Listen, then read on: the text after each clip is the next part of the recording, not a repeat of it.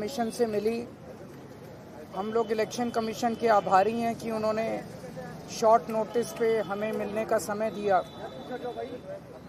हमने election commission के सामने 3000 पेजेस के सबूत रखे कि किस तरह से भारतीय जनता पार्टी दिल्ली के मौजूदा लोगों के, जो लोग अपने अपने घरों में कई कई सालों से रह रहे हैं, उन लोगों के बहुत बड़े स्तर के ऊपर हजारों की तादाद में वोट कटवाने का षड्यंत्र रच रही है। हमने उनके सामने रखा कि किस, और ये जो वोट कटवाए जा रहे हैं ये अधिकतर गरीब लोगों के, एससी लोगों के, दलितों के, पूर्वांचली लोगों के, जो कि झुग्गियों में रहते हैं, कच्ची कॉलोनियों में रहते हैं, ऐसे लोगों के वोट कटवाने का षड्यंत्र रचा जा रहा है। और आप सोच सकते हो कि एक वोट का मायना क्या होता है एक आम आदमी के लिए। एक वोट बनने से वो इस देश का नागरिक बनता है। तो जब आप किसी वैलिड आदमी के, लीगल आदमी के वोट कटवा देते हैं तो उसका नागरिकता का आधार आप छीन रहे हैं, इस देश में रहने का अधिकार छीन रहे हैं। और इसके अलावा वोट के आधार पे बहुत सारे बेनिफिट्स उसको सरकार से मिल रहे हैं, उन सारे बेनिफिट्स से आप उनको वंचित कर देते हैं। हमने आज चुनाव आयोग के सामने रखा कि कैसे शाहदरा में बीजेपी के एक पदाधिकारी ने चोरी छिपे 11,008 वोटर्स की लिस्ट कटवाने के लिए चुनाव आयोग को दी और चुनाव आयोग ने चोरी छिपे इसके ऊपर काम करना चालू कर दिया।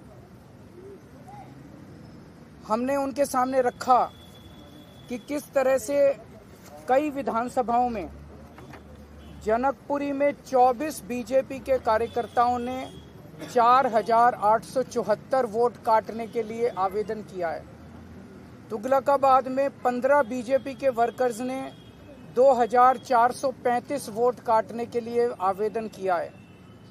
तुगलकाबाद के एक पोलिंग बूथ की तो कहानी बहुत ही अजीबोगरीब है। बूथ नंबर 117, इस बूथ पे 1337 टोटल वोट हैं। उन 1337 में से 554 वोट काटने के लिए 2 लोगों ने अप्लाई किया। 554 वोट, यानी कि एक ही बूथ के 40% वोट काटने के लिए आवेदन किया इन लोगों ने। पालम में 9 बीजेपी के कार्यकर्ताओं ने 1641 वोट काटने का आवेदन किया है। राजौरी गार्डन में 6 बीजेपी के कार्यकर्ताओं ने 571 वोट काटने का आवेदन किया है।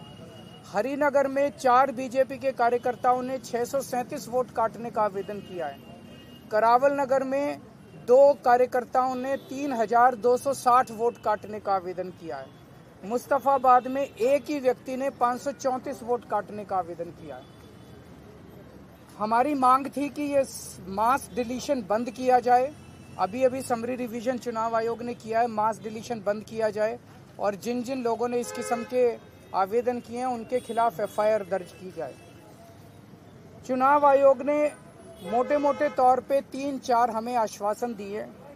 एक तो ये कि कोई मास डिलीशन अब चुनाव के पहले नहीं किया जाएगा। दूसरा ये कि अगर कोई भी डिलीशन किया जाता है तो वो लिस्टों के आधार पर नहीं किया जाएगा। किसी को भी अगर डिलीशन कराना है तो उसे फॉर्म 7 भरना पड़ेगा, उसी के आधार पर डिलीशन होगा। और अगर चुनाव आयोग तय करता है कि कोई डिलीशन होना है तो उस पर पहले फील्ड इंक्वायरी होगी और फील्ड इंक्वायरी में बीएलओ जो है वो अपने साथ बाकी पार्टियों के पदाधिकारियों को, रिप्रेजेंटेटिव्स को भी साथ लेके जाएंगे। तो सभी पार्टियों के रिप्रेजेंटेटिव्स के साथ फील्ड इंक्वायरी होगी और उस फील्ड इंक्वायरी के बाद ही किसी का नाम काटा जाएगा। ये बहुत बड़ा आज एश्योरेंस है चुनाव आयोग का। अगर ऐसा होता है तो हमें लगता है कि गलत डिलीशन सारे बंद हो जाएंगे। एक और बात कही गई कि अगर कोई एक आदमी 5 से ज़्यादा डिलीशन के लिए अप्लाई करता है तो उस मामले में एसडीएम को खुद फील्ड इंक्वायरी के लिए जाना पड़ेगा और उस फील्ड इंक्वायरी में बाकी पार्टियों के लोग भी साथ जाएंगे। हमने जब इंसिस्ट किया तो चुनाव आयोग ने भरोसा दिलाया है कि जिन लोगों ने फर्जी डिलीशन के लिए अप्लाई किया है उनके ऊपर एफआईआर करने के ऊपर चुनाव आयोग विचार करेगा। तो मुझे लगता है कि काफ़ी सकारात्मक मीटिंग रही चुनाव आयोग की।